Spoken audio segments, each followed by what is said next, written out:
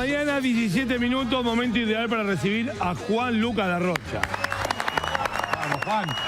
Todos quieren venir a Brown. Brown. ¿Cómo va uno local teniendo que no, Brown, como, ¿entendés? Como el socio del club lo vive. Incluso con los de Almirante. Sí. Almirante Brown de Adrogué. No, es Brown. Es Brown de Adrogué.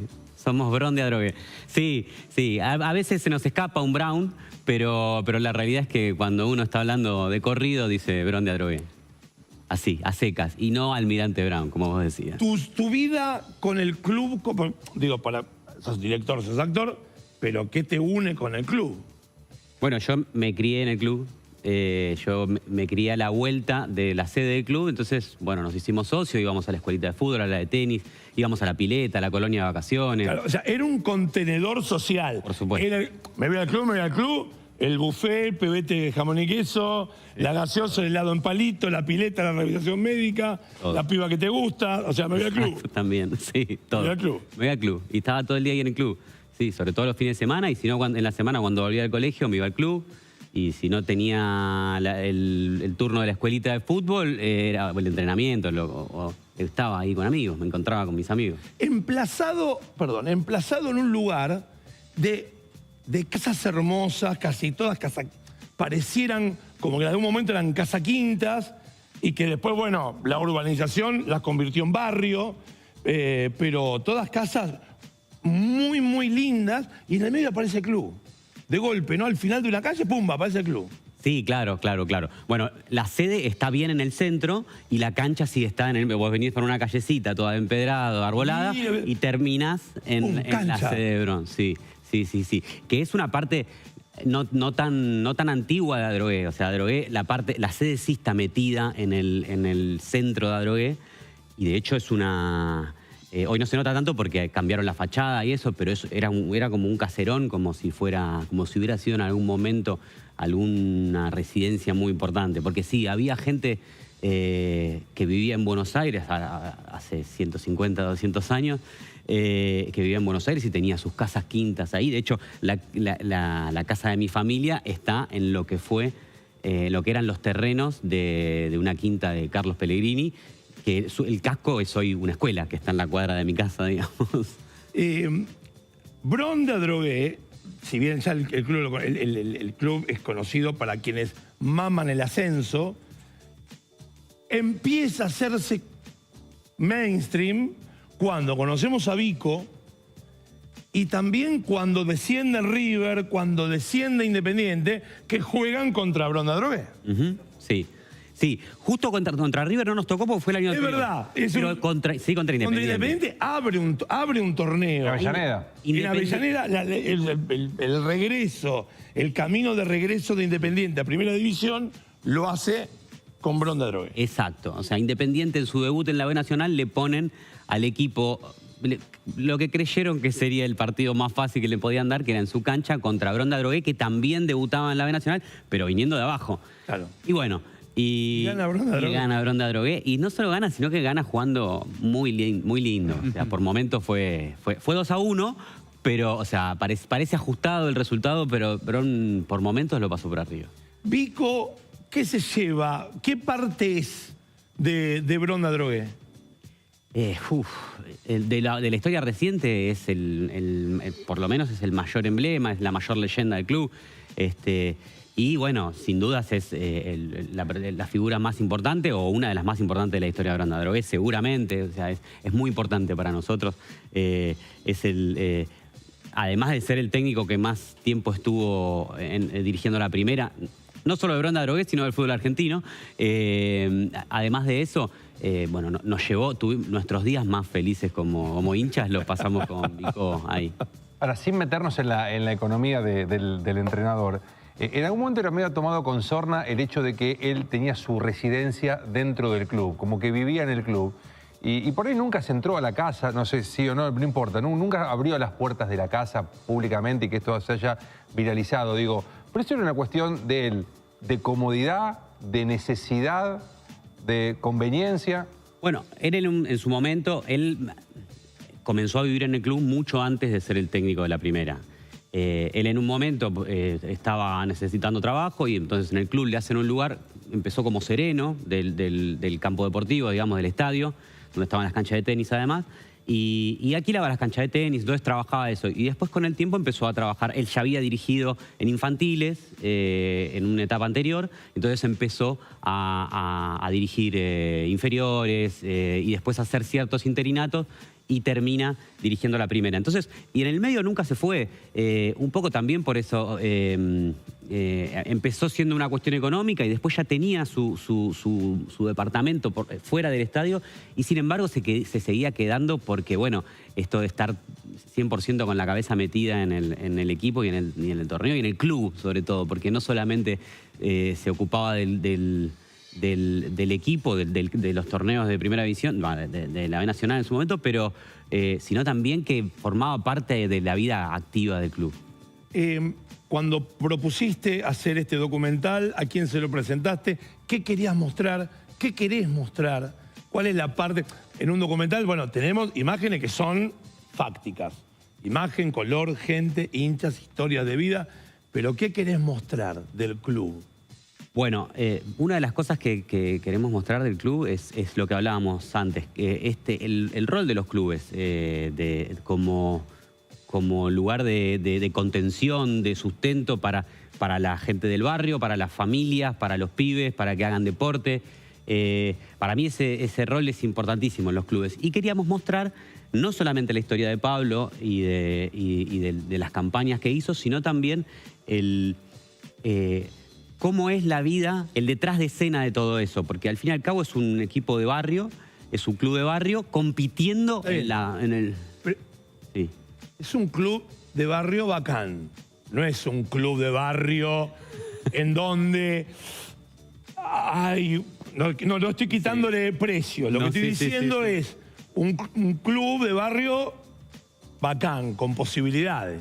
Lo que pasa es que... no sé si está bien o mal, pero por lo menos... No, entiendo. O sea, el club está hermoso y, ¿viste? Cuando es pujante, y va. Y para eso necesita guita. Sí. Bueno, pero la sede está en un club, en una zona bastante, en la zona más céntrica de Adrogué, que es una zona así, como decías, de casas lindas y de... No tanto dónde está la sede, sino del otro lado de la vía. En realidad, la parte más bacana es del otro lado de la vía. Pero el campo de deportes está en un barrio bastante más popular. Y si vos vas a la cancha... O sea, tiene 3 sedes. No, dos. La del casco histórico y... Claro. La otra donde está la cancha. Claro, cuando está la cancha vos venís por casitas lindas y de golpe vos cruzás la avenida San Martín, está el estadio y después todo ahí empieza toda una zona de barrios mucho más populares. Y en general la gente que sigue al club es gente de ahí. Y la gente que practica los chicos que van al club a participar de algún deporte son gente de ahí. Yo, incluso cuando yo era chico, mis amigos, yo era uno de los pocos, o sea, había un par que vivíamos ahí a 2, 3 cuadras, pero había otros que eran de barrios un poquitito más alejados y eran... Eso es lo que tiene de lindo los clubes de barrio, que por ahí se cruza alguien, se cruzan personas de distintos niveles socioeconómicos. Claro, no había ningún multimillonario en el club, eso está claro, pero sí éramos pibes con distintas posibilidades. Juan, ¿cómo juega hoy esto de los clubes de barrio, la función social, deportiva, la integración? Porque, bueno, nosotros en nuestra generación no había tanta competencia con lo tecnológico, por ejemplo. Entonces, bueno, era ir al club, jugar un partidito, como decía Nacho, el buffet, el metegol, quedarse a comer, los padres, vida de padres, nosotros ir a jugar mismo a la canchita donde jugábamos baby fútbol o de chiquitos. ¿Hoy eso sigue con vigencia importante en los chicos o se está perdiendo frente a la Play, los juegos virtuales, los encuentros? ¿Cómo está el porcentaje, digamos? Yo creo que sí, que sigue vigente y sigue muy vigente. Y sobre todo esto que decías de las familias. A ver, sigue siendo importante, obviamente está la competencia esta de estar ahí con los jueguitos metidos en la casa, pero también Eso implica que por ejemplo, si un pibe chico tiene que estar, para estar todo el día con la Play, primero que tiene que tener una Play, pero además tiene que estar acompañado de alguien. En cambio, tal vez en un club, si los padres de un chico pueden estar, tienen que trabajar todo el día, como era mi caso cuando era chico, que hoy le debe pasar un montón de realidades a muchas personas, el pibe puede estar contenido por más que no estén los padres en el club, porque por ahí está haciendo una actividad, porque por ahí hay otros padres, porque por ahí hay profes que están ahí. Te traigo, claro. Y entonces, para familias que no tienen la posibilidad de dejar a sus hijos con alguien o con un familiar o pagarle a alguien para que cuide a los chicos, porque bueno, la economía no da. Lo dejo en el club. Queda en el club que seguramente, además de estar con otros chicos y divertirse, hay otros adultos que están a cargo, entonces es fundamental para mí. Abordás recién hablábamos del buffet. ¿Qué otra parte, además del fútbol, abordás del club?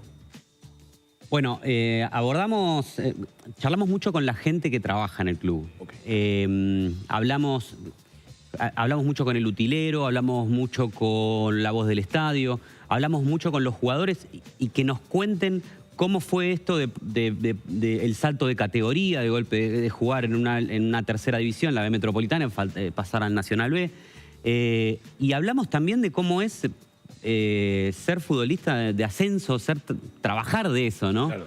Que por ahí muchas veces los clubes les deben plata, que por ahí no llegan a fin de mes, que es una realidad completamente distinta a la que vemos en todos lados cuando conocemos las realidades de los futbolistas de primera o que juegan en Europa. Sí, o futbolistas de equipos que lideran la misma categoría en la que juega Bronda Drogué. Sí. Digo, yo no sé si un jugador de San Martín de Tucumán no llega a fin de mes con la que, digo, no, por nombrar a San Martín de Tucumán, uno de los equipos que está peleando la posibilidad de ascender a primera división. Yo igual no me meto en el bolsillo de nadie, sí, digo, son diferentes los presupuestos y demás, pero hay jugadores de fútbol de ascenso que pueden vivir siendo jugadores de ascenso. No, seguramente hay equipos que tienen, además de mucha gente que los sigue, muchos socios y además tal vez tienen una provincia detrás. Se nutre, claro, se nutre, perdón la ignorancia, Sí. ¿Bronda Drogué se nutre de Bronda Drogué para la primera división? ¿De las inferiores? Sí, o trae jugadores más de decir, che, bueno, traigo un 9, traigo un 10. Se nutre, hay que decir que en los últimos años no hubo tanto pibe del club que tuviera lugar en primera. Este último año, esos últimos 2 años, sí empezaron a aparecer más pibes de las inferiores. Sí, Bron siempre, y calculo que le pasa a varios clubes similares, siempre se nutrió de pibes de inferiores de clubes grandes. Por ejemplo, vienen pibes... Ah, mirá, de Independiente. Claro, viene uno de Independiente que tiene 20, 21 años, que no está teniendo lugar en la primera, entonces viene y juega, sobre todo cuando estábamos en el Nacional B. Y algo medio ignorante que hacemos los porteños de suponer que el sur es para un lado solo. ¿No? Independiente y Adrogué, Avellaneda y Adrogué, ¿están en la misma ruta o están separados como decir Banfield y Avellaneda? En realidad están en la misma ruta, pero porque Avellaneda es lo primero que te encontrás cuando cruzás el Riachuelo. Entonces, claro, pero sí, ahí se abren dos, tenés el lado de Adrogué, Lomas, Temperley y el lado de Quilmes, Sarandí. Claro, o sea, es para el sur, pero es lejos. Sí, y son 20 kilómetros más o menos, 20 y pico. O sea que para el pibe de Racing o Independiente, bueno, ¿Quilmes le queda más cerca? Quilmes le queda un poquito más cerca, sí. Un poquito más cerca. Sí, lo que pasa es que por ahí los pibes de Racing vienen de Adrogué o de Bursaco Claro. Entonces, capaz que le termina quedando. ¿Dónde podemos ver el documental? Bueno, por ahora solamente estamos haciendo funciones presenciales. Ok. Tuvimos un estreno el lunes pasado en el Cine Gomón con localidades agotadas, que fue una fiesta, hubo hinchas, fue hermoso. Ahora, el jueves 18 tenemos una función en el Club Lucero. Vamos a volver al Gomont en octubre, seguramente, y después va a haber una función en un cine en Adrogué y en la Casa de la Cultura de Adrogué. Y si no, por las dudas, tenemos un Instagram que es @todosquierenvenir, y ahí nosotros vamos a ir, todas las funciones que vayan saliendo, las vamos a ir subiendo. Nos enteramos. Sí, y después va a estar subido seguramente a alguna plataforma, pero por ahora queremos darle manija a las funciones presenciales porque si van a ser como la del lunes pasado, que fue una fiesta, no se la pueden perder. Juan, mil gracias. No, gracias a ustedes por éxito y saludos a toda la gente del club. Bueno, gracias. Dale, vamos a un corte, sí, cuando regresemos lo que nos queda de la pinta y lo de menos. Dale, va.